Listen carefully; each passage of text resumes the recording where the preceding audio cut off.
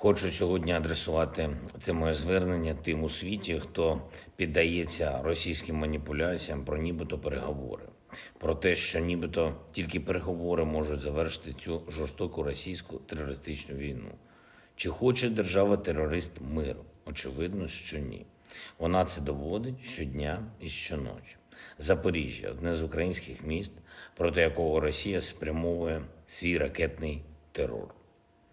Цієї ночі внаслідок російських ударів по звичайних житлових будинках у Запоріжжі загинули щонайменше 14 людей.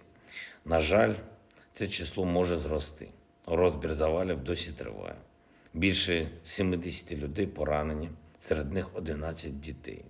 Усім їм надається належна допомога, сотні сімей залишились без житла.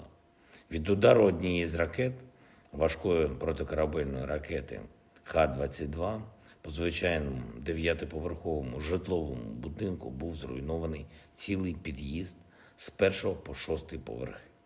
Це був свідомий удар. Той, хто віддав наказ, і ті, хто його виконували, знали, куди б'ють. Удари цієї ночі продовжили серію російських ракетних ударів по Запоріжжю, які лише цього тижня за час з 3 жовтня забрали життя вже щонайменше 43 людей. А ще були удари по Харкову, по містах Донбасу, по інших містах України.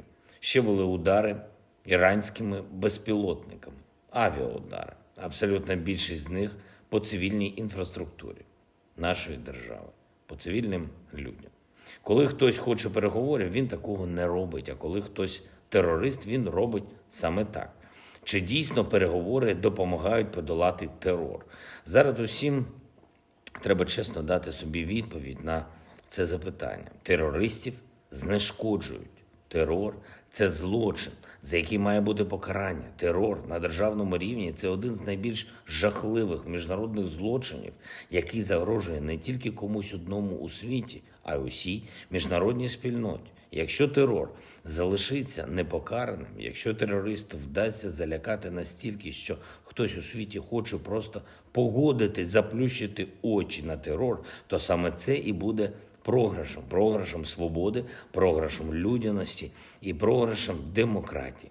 Саме цього так хоче Росія. Саме для цього їй і потрібен увесь цей терор. Від ракетних ударів до глобальних криз, які спровоковані державою-терористом. Це вже було в історії, коли минулого разу іншій державі-терористу дозволили робити те, чого вона прагнула, бо сильні світу цього злякались її терору.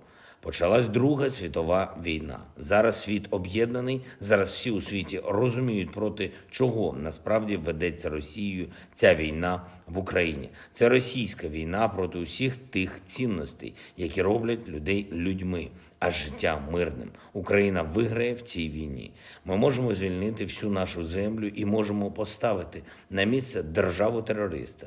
Росія має бути покарана за терор. Тільки це гарантує, що протистояння не розростеться до ще більшого масштабу і не перекинеться на інші країни. Але для цього ми маємо зберегти максимальну єдність. Єдність усіх людей світу, які цінують мир, поважають право на життя для кожного і достатньо чесні, щоб визнати постійний терор проти цивільного населення є очевидною відмовою Росії від справжніх переговорів. Тому потрібно офіційне визнання Росії державою-терористом, визнання на всіх рівнях. Потрібне обмеження будь-яких економічних контактів з будь-якими російськими суб'єктами.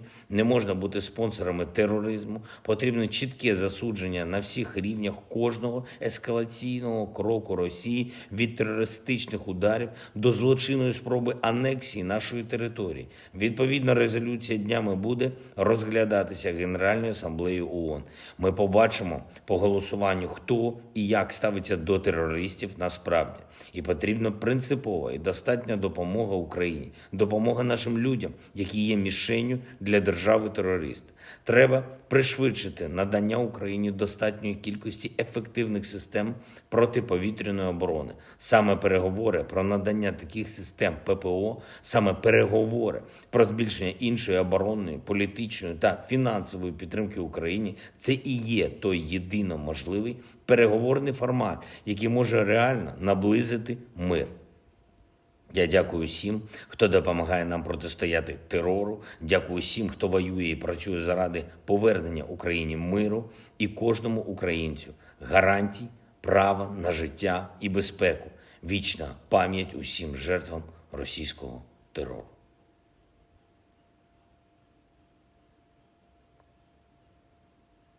Слава Україні!